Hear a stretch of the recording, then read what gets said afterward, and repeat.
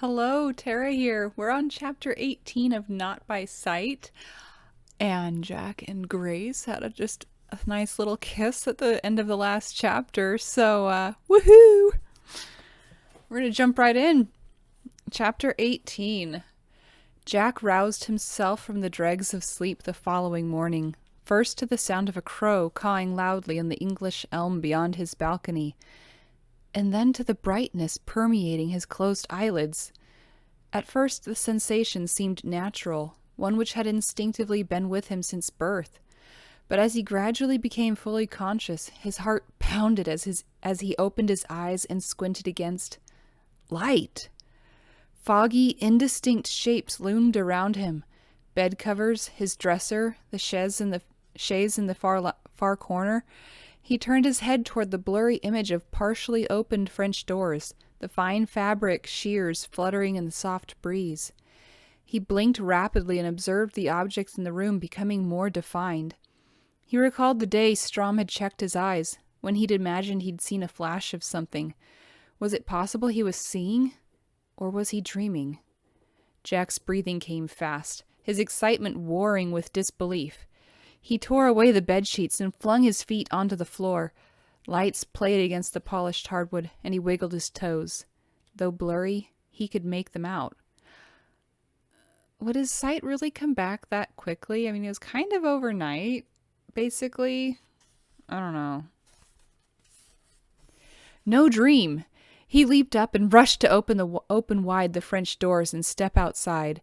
Goose flesh rose along his skin with the chill morning, yet he barely noticed. Shading his eyes, he drank in the light and colors surrounding him. Jack continued to blink while the images became clearer. Minutes later, he could make out the detail of his intricate hedge maze and the differing shades of green in his sprawling lawn. Looking off to his gardens, he saw for the first time in a long while his pink hydrangeas, the rainbow-colored dahlias and purple lavender, even his grandfather's roses. A joyous laugh rose in him at seeing the red, yellow, and bright orange blooms, reminding him of Grace's adventure with the pigs. Grace!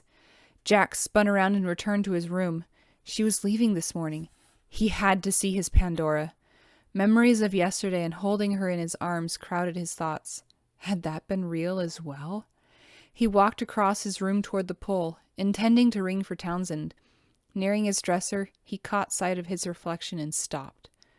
For a long moment he stared at the stranger looking back at him. He reached to touch the wrinkled flesh at his brow and temples. His eyelids looked well enough, but the scarring around them gave him pause.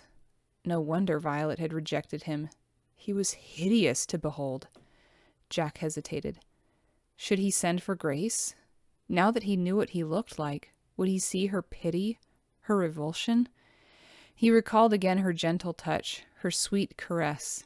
He'd kissed those soft lips, and she returned the kiss, passionately. Reaching for the mask on his nightstand, he hesitated. Then he donned the guise and moved to ring the bell for his valet. Grace would be the first to learn of his news, to see him looking back at her. She had accepted him, all of him, he realized, and he wished more than ever that she could stay with him. Townsend arrived, and within half an hour Jack was dressed and descending the stairs. "Edwards," he called, and soon he could see his steward from behind the slats in the mask. Battling his excitement, Jack was tempted to reveal his secret to the man who had been with his family for years. Instead, he said, "Miss Mabry is returning to London this morning. I wish to meet with her before she goes. Tell her—" He paused, then smiled. "Tell her I wish to settle her wages, and I want her to take me for one last turn around the property." Jack's smile broadened at Edward's startled look. "Bring her to my study once she arrives. Now, I'm famished and something smells very good." Without further regard for his steward, Jack strode to the breakfast room, where Mrs. Riley stood as she did each day, waiting to fill his plate from the sideboard. Today, he thought, to surprise her, taking the plate to get his own food. Again, he stopped himself. Grace would be the first to know. "The full breakfast today, Mrs. Riley, if you please." Her look of astonishment delighted him as well, and it struck Jack that his melancholy over the past few months had affected his staff. He vowed to improve his mood and started by thanking Mrs. Riley for the steaming hot plate she laid before him. "I'm glad your appetite's back, my lord. Shall I bring you coffee, then?" "I think tea today, Mrs. Riley." "Very good, my lord," she said with another dazed look before leaving the room. As he tucked into his breakfast of eggs, beans, tomatoes, black pudding, sausage, bacon, and wow, that's a lot of food. You were really hungry. Bacon, toast. She returned with a tea service and poured him a cup before placing the set on the table near his reach. "I found some lovely Assam, my lord. Will it do?" "Perfectly. Thank you, Mrs. Riley." She flushed with pleasure and departed, reminding Jack of how difficult it must have been for his staff to endure his sullen reclusiveness these past months. Jack heaved a sigh. He would try to make it up to them, he vowed. Meanwhile, he eyed the contents of the cup, and a smile played along his lips. Like Assam tea, steeping in the cup. Weeks ago, Grace had used those words to describe the color of her hair. Now, knowing she was Pandora, her description seemed quite apt. He took a sip of the tea, breathing in the fragrant brew. A low chuckle escaped him. Here he was, a conventional coffee drinker, sipping at tea. It was Grace's doing, he realized. He wanted to please her. After breakfast, Jack took more tea in his study while he awaited her arrival. He pulled the white feather from his pocket, turning it over in his hands. He tried to imagine her exquisite features just as he'd seen her the night of the ball, the riot of fiery curls and large, deep-set eyes the color of green jewels. A knock sounded lightly at the door. "My lord, a visitor?" Grace. Jack rose from the desk and moved from behind it. "Come," he said, feeling like a schoolboy in his nervous excitement to finally set eyes on her after so many months. "Sir Marcus Weatherford, my lord." The butler bowed before stepping aside to let Jack's friend enter. "Jack?" Marcus stood at the threshold. "Marcus?" Having recovered from his surprise, Jack quelled his impatience. He had hoped it was Grace. "You're up early, old man." "And you seem rather chipper this morning," Marcus said as he entered the room. "Why not? It feels like a beautiful day. Even the crows sang outside my window this morning." "Jolly good for you." Marcus seemed irritable. "I awakened to a ringing telephone." Jack noticed Marcus was in uniform, and that he'd carried an official-looking satchel. He resisted remarking upon either, determined to keep his secret. "What brings you?" he said instead. "Thank you, Knowles." Marcus excused the butler, then turned to Jack once he'd left. "Is that coffee or tea you're drinking?" "Tea. And help yourself." Marcus poured a cup and moved around to sit behind Jack's desk. Jack strode to the hearth where a fire was laid to remove the morning's chill. Turning around, he continued rolling the feather between his fingertips while he assessed his friend. Marcus Weatherford looked much as he had months before, though his features held a few more haggard lines around the eyes and mouth. Doubtless he worked long hours at the Admiralty. "I'm waiting, Marcus. Aside from enjoying my hospitality, why are you here?" "I've a bit of surprising news." Jack's fingers went still on the feather as he caught the grim look on his friend's face. "And?" Marcus set down his cup. "We've arrested Patrick Mabry for treason." "I still can't believe you're leaving us today." Claire sat on the edge of Grace's bed and watched her finish packing. "I understand, though. I'm sure your father longs to see you. Right now, you're the only family he has." Grace paused in stuffing the last of her petticoats into her bag. "I'll miss you, Claire," she smiled.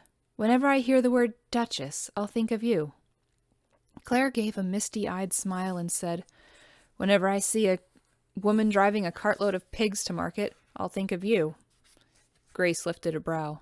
"An experience I won't forget." Her humor faded as she reached for Claire's hand. "Take care of yourself, Danner." "Godspeed, Grace." Claire hastily wiped at her eyes. "Look at me, will you? I've got to get down to the barn. We're bailing the south field today. The others are waiting around downstairs to say their goodbyes." "I still need to go up to the manor." Grace had received Jack's urgent request, and continued teetering between delight and dismay. She longed to see him again, but knew a second parting would be as painful as the first. It seems Jack wants one last outing. Claire eyed her knowingly. Prolonging the agony, if you ask me. Grace nodded, and Claire rose and enfolded her in a tight hug. I've got to dash. Good luck at the house, and I'll pray for your brother's safe return. Grace felt her eyes burn. I'll be praying for you and Daisy as well. Claire released her and stepped back. Who knows? Maybe one day you and I can meet in London. We'll have tea at Swan's, and I'll introduce you to my little girl. You can introduce us to Colin. Grace did smile then. That sounds perfect. And as she watched Claire depart, she realized what a wonderful friend she'd made at Roxwood. Turning her attention back to packing, Grace added in the last of her treasures, her journal. It contained the details of her adventure, including the dear women she'd come to accept as sisters in the WFC. Grace had also filled pages describing the places she and Jack had traveled. Camden Pond with its colorful ducks, the seashore at Margate and Hall by the Sea, where she and Jack shared candy floss, and she described the bear on the beach. Eden's beautiful valley and glistening river, and their picnic the day Jack removed his mask. The book held so many memories, painful, precious, and life-changing. Loving memories as she recalled his tender kiss and the way he'd held her in his arms. He'd promised not to break her heart. Yet even now the steady beat inside her chest felt fragile, as if it might crack wide open with the knowledge they would never be together. Grace took a deep breath and fastened the last leather clasp on her portmanteau. She left it beside her haversack on the bed while she went downstairs. The others sat quietly around the table, awaiting her appearance. Mrs. Vance looked up and beamed. Are you off to the manor, then? Very soon, she said, her insides still fluttering over the prospect of seeing Jack. Things won't be the same without you, Lucy offered a sad smile. What time does Dr. Strom arrive? Grace checked the small watch pinned to her shirtwaist. Not for several hours. There's a 1 o'clock train out of Canterbury. You will write to us? Becky asked as she munched on a leftover biscuit. Let us know how you're getting on. Of course. And each of you must come visit me. London isn't so far away. Grace turned to Agnes. You're certain you wish to remain here? Agnes nodded. Just until we finish the hay, miss, if it's all right with you. I so enjoy the peacefulness of the country. Grace smiled. Agnes had been much happier here than in London. You are a free woman, Agnes. You should chart your own life as you see fit. Is that another saying of the suffragette movement? Lucy asked. Yes, I believe it is. Grace looked around the small kitchen. I'll miss you all very much, she said before her gaze resettled on Mrs. Vance. The woman had been as close to a mother as she'd had since losing her own. Thank you for giving me a second chance. Oh, posh, Mrs. Vance said, blinking back tears. It was Lord Roxwood's threat hanging over our heads, and your hard work. I did nothing. But you did. Even when he overrode your authority, you still treated me well. She arched a brow. Maybe you're happy now you bent those rules? Grace recalled how much Mrs. Vance enjoyed dancing the night away in Mr. Tillman's arms. Perhaps, Ida Vance smiled, reading her thoughts. Grace said to Becky, I don't know when we women will get the vote, but remember, no one can take away our dignity. You've a great sense of humor, Becky, and you're one of the hardest workers I've had the privilege to know.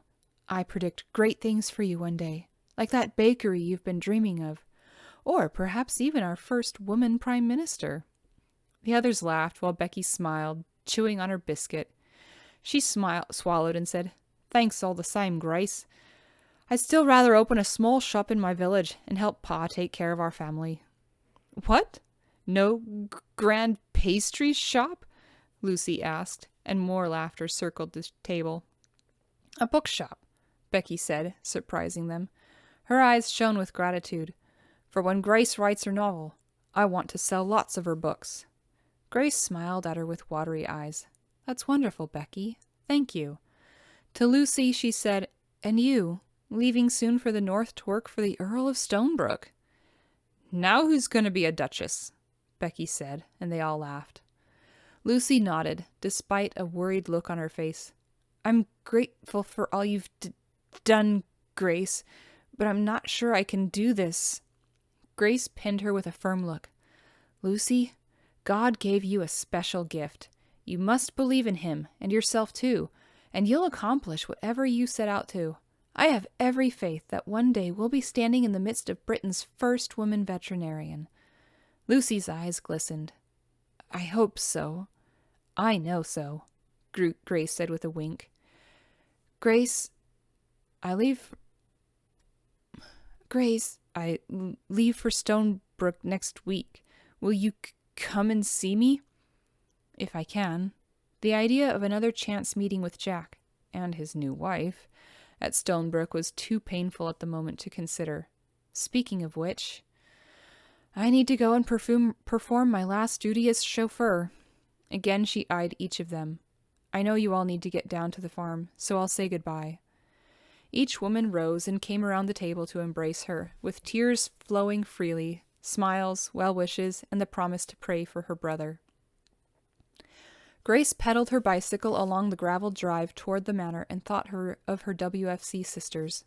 When the war was over, she planned to put on a grand tea party at Swan's and invite them all. Perhaps by then Claire and Daisy could join them, and surely Lucy could leave Stonebrook long enough to travel down from the north. Her pulse quickened as she neared the house. Spending a few more precious hours with Jack was a temptation impossible to resist, despite the heartache she knew would follow once she left. Would he take her in her arms and kiss her one last time before she departed forever? Sir Marcus's pierced arrow sat parked alongside the front steps, and Grace was seized with affection as she realized Jack had already contacted his friend to help in finding her brother. She knew Claire would be pleased to see Sir Marcus, and felt a bittersweet ache, happy for her friend despite her own circumstances. He was not only a kind man, having helped Lucy, but Grace believed Sir Marcus would accept Claire Danner for what she was. Her friend just had to believe in love again. Grace decided to postpone fetching the Daimler, and instead rang at the door. She was anxious to learn of any news about her brother. Knowles answered her summons. He seemed surprised, but then a look of warmth crept over his crusty features. Miss Mabry, you look quite fit for your journey. She surveyed her tailored blue traveling suit, the same clothes she'd worn on her arrival to Roxwood. Thank you, I think, she said, smiling. Indeed, he cleared his throat. You have been like a ray of sun in this dark place, my lady. His rheumy eyes gleamed. And you will be missed. Thank you, Knowles. I shall miss you too. The old butler stood back to allow her entrance. His lordship awaits you in the study. Patrick Mabry? Arrested? Jack swayed on his feet. His first instinct, to crow with delight, was tempered by the knowledge that Grace would be devastated. He tightened his grip on the feather. You've got proof?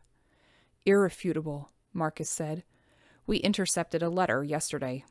Our Room 40 people found a coded message using invisible ink inserted between the written lines. The code breakers were able to decipher information about the port at Richborough. Not possible! Jack pushed away from the hearth. Cold dread shot through him. Grace is innocent, Marcus. You've been deceived. His friend stood from behind the desk. Look, Jack, I didn't want it to be true either. I'd hoped you were right, and she was merely an innocent victim. He withdrew an envelope from his tunic. I've got a warrant. Give me that. Jack strode to the desk and snatched the envelope from Marcus's surprised grasp. What the devil? You've got your sight back? Just this morning. Jack dismissed his friend's look of shock as he opened the envelope, though I think it might have started to return when Strom was here. That's incredible! And welcome news, old boy, Jack said softly. Jack was already scanning the arrest papers. The happiness he'd felt upon waking had begun to unravel. This states she wrote the letter. You're absolutely certain it's Grace's? He looked up, already knowing the veracity of his friend and the Admiralty. Marcus nodded. I'm sorry, Jack. I know this isn't what you wanted. Where is the letter now?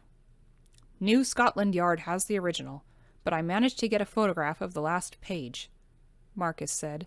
Knowing your feelings for her, I thought to at least give Miss Mabry the chance to verify ownership before you arrest her and throw her into prison, Jack said.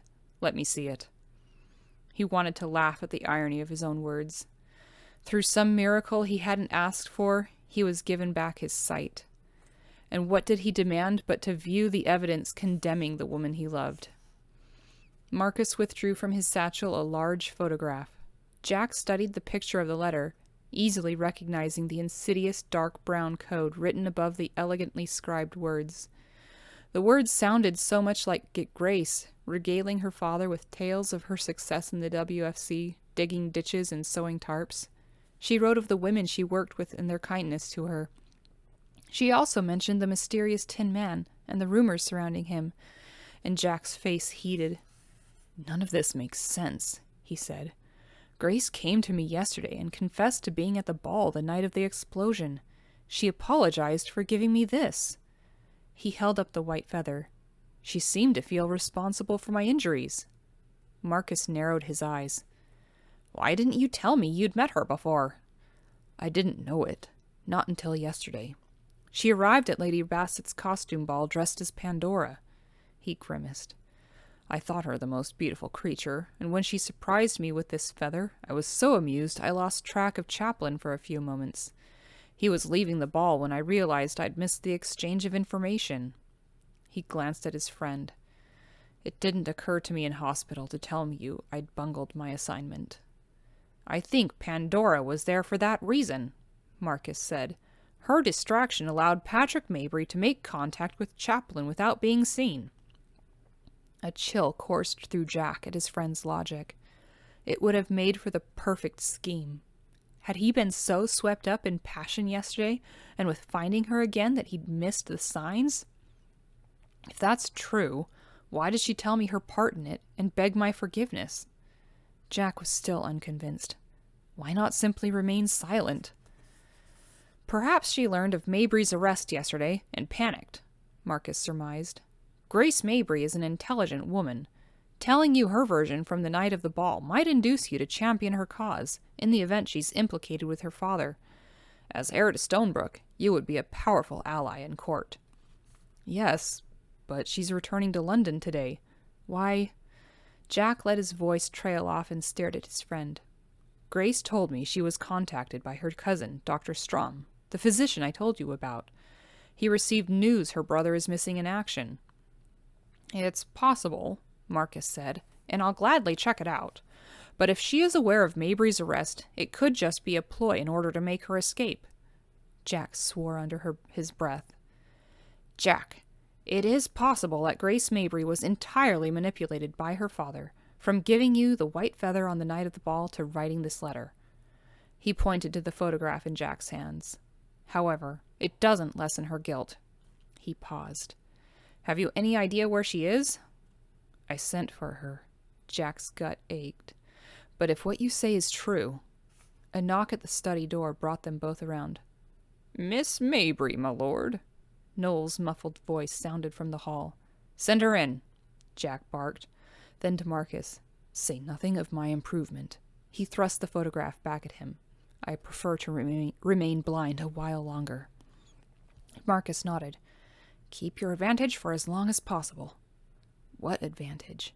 Jack had begun to believe that despite the difficulties of his betrothal to Violet Arnold, he might have a chance at happiness, to share his life with someone who saw past the scars to the man he wanted to be. Instead, he'd become more of a laughingstock, the Tin Man Grace wrote about in her letter, a creature so desperate for love he'd allowed himself to be duped by Mabry's daughter. Jack strode back to the hearth while he struggled to shore up his pride and reconstruct the shield around his heart. The future seemed darker than even his blindness had been. Each day as he resumed the dismal monotony of his life, he would know the cost of surrendering his trust. Grace entered the study to find Sir Marcus behind the desk. Then her gaze sought the blond, broad-shouldered man standing by the mantelpiece. Her pulse leaped at the sight of him. "Jack?" She called softly. He didn't answer. Instead, he turned away from her to face the small fire burning in the grate. Dread filled her. Was it Colin, then? "Miss Mabry, come in." Sir Marcus stood beside Jack's desk. Grace noted his uniform and his grim expression. "What's wrong?" She darted a glance back at Jack. Why didn't he acknowledge her? "Please, take a seat." Sir Marcus rounded the desk and offered her one of the leather wing chairs. She refused. "Do you have news about my brother?" Alarmed, she clasped her hands tightly together. "Is Colin hurt?" Panic seized her as she considered the worst. "Please don't tell me he's dead." "I wouldn't know, Miss Mabry. I am here for another reason entirely." Sir Marcus's features remained implacable. "Now, please sit." This time she did as he asked, perching on the edge of the chair.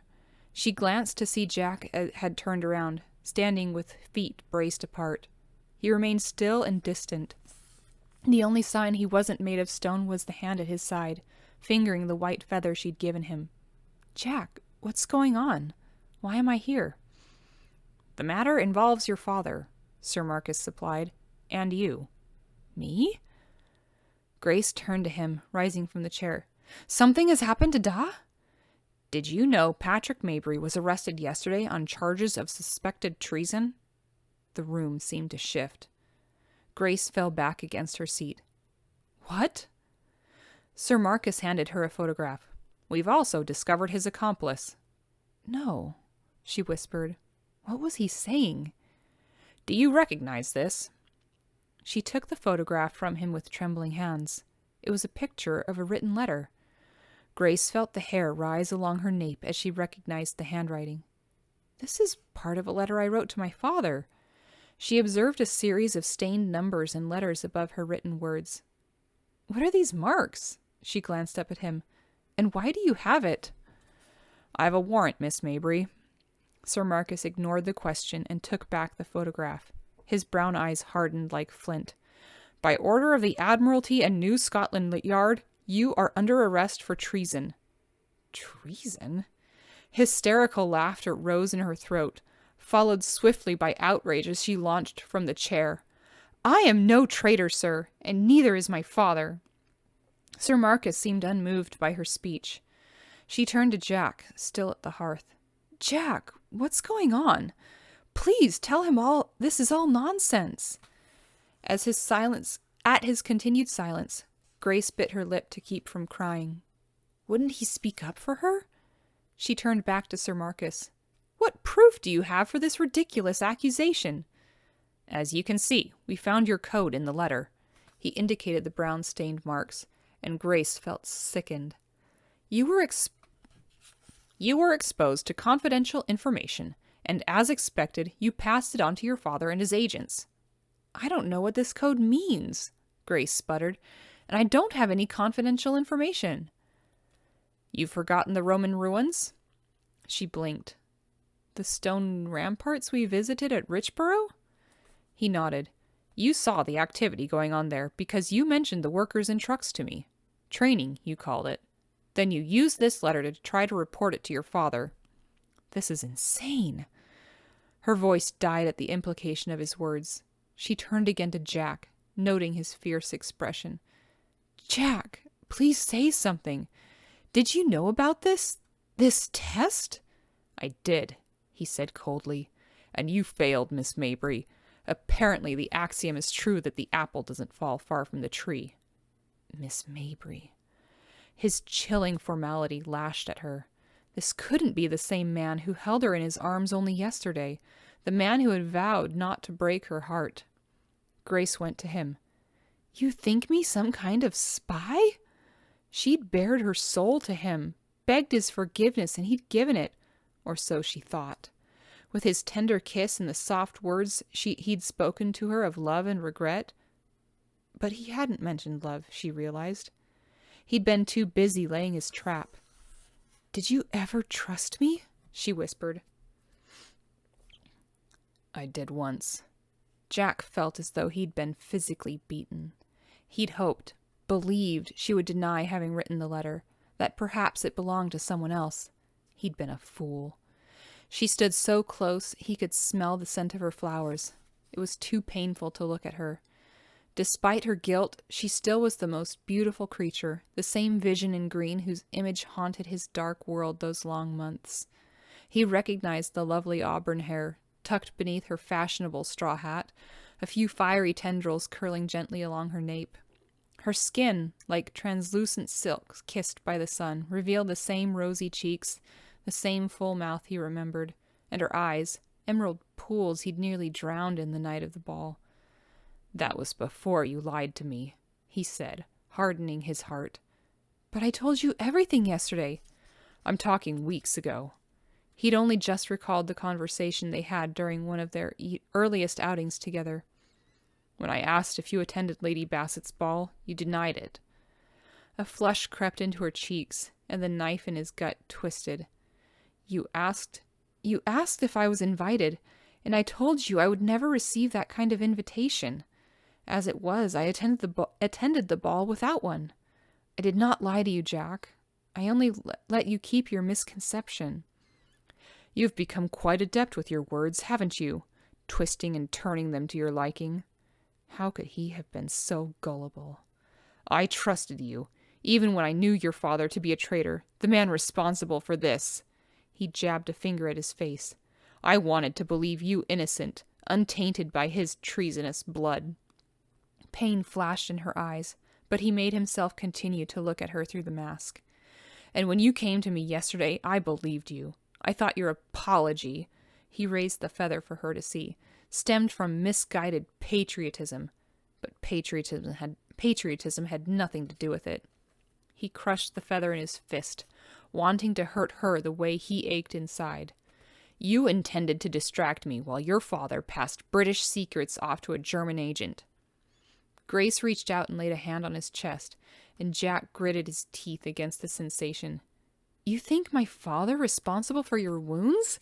That's not possible." The reminder of Patrick Mabry's treachery made him seethe inside. "There was no doubt," he ground out, removing her hand. "I found his letters aboard ship that night, proof of his guilt. They were destroyed in the explosion, and I nearly died." "That's absurd! Absurd! My father would never do that!" she cried. "Wouldn't he? How about a bribe?" He ignored her look of shock. "When you arrived here of all places, seeming innocent of any wrongdoing," he mocked, "you knew your father had paid off a clerk in the WFC to ensure you were posted at Roxwood." Her face whitened. Guilty, he thought, and then delivered the final blow. "Did you really wish to enlist my help with the Admiralty to find your brother? Or is that a lie as well? Perhaps he's not missing at all, merely gone over to the side of the enemy." "How dare you!" Before he could react, she slapped him across the face. "First you accuse my father, and now my poor brother. Are we all traitors then?" she snapped. "You tell me." Jack stood like a stone, numb inside. "You've suspected me from the first, haven't you?" she accused. "All those questions, prying into my father's life, our family."